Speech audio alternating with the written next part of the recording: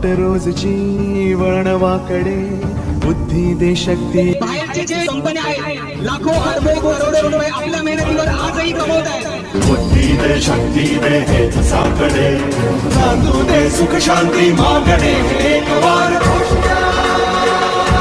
400 वर्षापूर्वी छत्रपतींनी स्वराज्याची स्थापना केलेली आजच्या काळात आपल्याला सर्वांना एकत्र येऊन स्वराज्याची पुनर्स्थापना करणं गरजेचं आहे. प्रत्येक उद्योगधंदे प्रत्येक कंपन्या प्रत्येक व्यवसाय ते आपले असायला पाहिजे.